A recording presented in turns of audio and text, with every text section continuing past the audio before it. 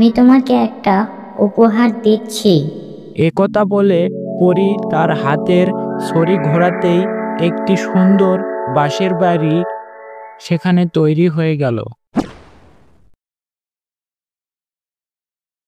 একটি গ্রামে বাস করত মিচকে ও তার বউ শেফা। শেফা প্রেগনেন্ট ছিল। জানো তো বউ, আমার অনেক খুশি লাগছে। কয়েকদিন পরই তো তোমার পেট থেকে নাদুস নুদুস বাচ্চা হবে, আর আমাকে বাবা বলে ডাকবে। হ্যাঁ গো, এজন্য তো আমিও অনেক খুশি। কিন্তু আমার মেয়ে সন্তান বা ছেলে সন্তান যাই হোক না কেন, আমি তাতেই খুশি। না গো বউ, আমার ছেলে সন্তানই চাই। আমি আমার ছেলেদের সাথে খেলবো, ওদের আমি কাজ শেখাবো। কত স্বপ্ন আমার। আমি এখন মাঠে যাই গো। শেফা, তুমি ঘরেই থেকো। একথা বলে মিচকে সেখান থেকে চলে যায়, আর শেফা ঘরে বসে চিন্তা করতে থাকে। মিচকে আমার কথা একদম বুঝতে চায় না। সারাদিন শুধু একই কথা বলতে থাকে, ছেলে হবে ছেলে হবে। কিন্তু আমার কোনো সমস্যা নেই। আল্লাহ আমাকে ছেলে বা মেয়ে যাই দিক না কেন, আমি তাতেই অনেক খুশি।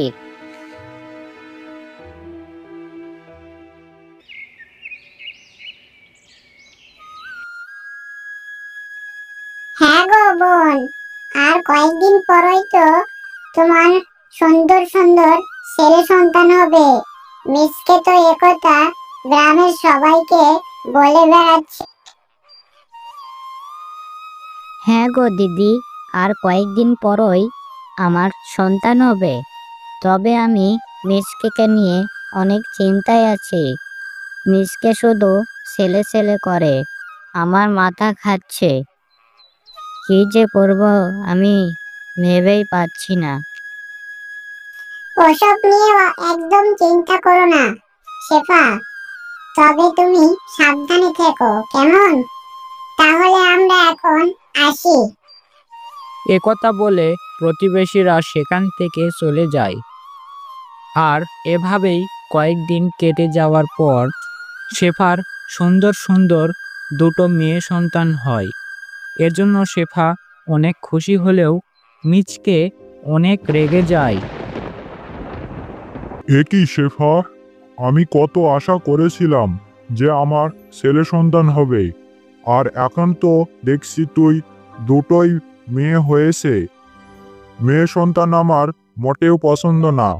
ছেলে হলে আমার সংসারের হালটা ধরতো, কিন্তু এরা তো মেয়ে। এদের নিয়ে আমি কি করব বলো তো? মিচকে, তুমি কি বলছো? নিজের সন্তানকে নিয়ে কেউ এরকম কথা বলে? যাও, বাজার করে আনো, আমার অনেক ক্ষুধা লেগেছে। যাচ্ছি শেফা, কিন্তু তোমার এই মেয়েগুলো যেন বড় হয়ে আমাকে বাবা বলে না ডাকে, না হলে কিন্তু আমি ওদের অনেক মারবো। এসব বলে মিচকে সেখান থেকে চলে যায়।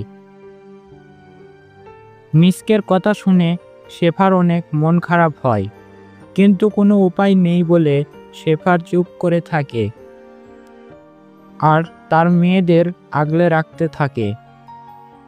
এভাবেই কয়েক মাস চলে যায়। এখন শেফার মেয়েরা বড় হয়ে গেছে। বাবা বাবা, আমাদের না বাইরে ঘুরতে যেতে খুব ইচ্ছে করে। তুমি আমাদের দুই বোনকে কোথাও ঘুরতে নিয়ে যাবে বাবা?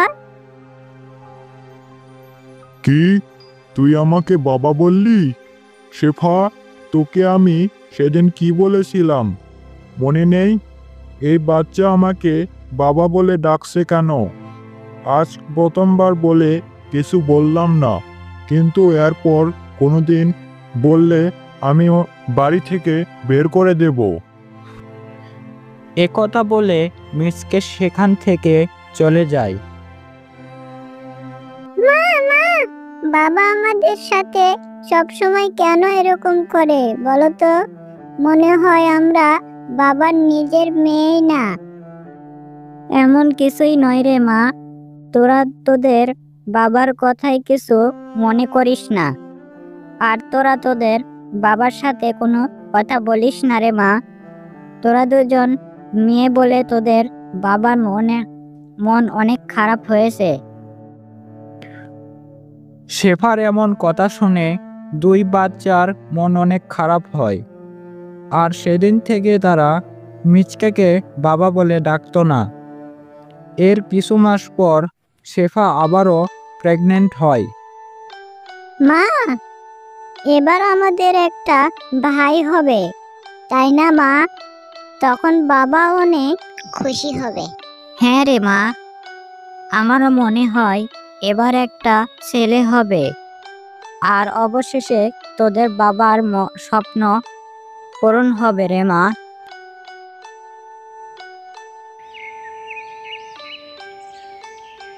কিছুদিন পর শেফার পেট থেকে আবারও একটা মেয়ে সন্তান জন্ম নেয়। শেফা, আমি ভেবেছিলাম যে এবার অন্তত একটা ছেলে সন্তান হবে, কিন্তু তুই এবারও একটা মেয়ে সন্তান জন্ম দিয়েছিস। আমি এই 3 মেয়ের মুখ কোনোদিন দেখব না। তুই আমার বাড়ি থেকে বের হয়ে যা। একথা বলে মিচকে শেফা ও তার 3 মেয়েকে বাড়ি থেকে বের করে দেয়।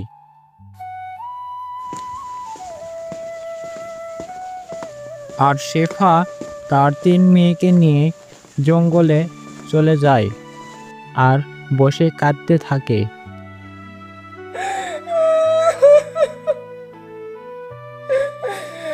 আমি এখন এই 3 মেয়েকে নিয়ে কোথায় যাব? আমার তো যাওয়ার কোনো জায়গা নেই, আর খাবই বা কি? শেফা যখন এসব বলছিল এবং কাঁদছিল, তখন হঠাৎ চারপাশে চমকালো আলো বের হলো এবং একটি পরী সেখানে হাজির হলো। কি হয়েছে শেফা? তুমি এখানে বসে কাঁদছো কেন? তোমার কি হয়েছে? তখন শেফা পরীকে সবকিছু খুলে বলল যে তার সাথে কি কি ঘটেছে। এসব শুনে পরী বলল, তুমি কোনো চিন্তা করো না শেফা, তুমি অনেক ভালো। আমি তোমাকে একটা উপহার দিচ্ছি।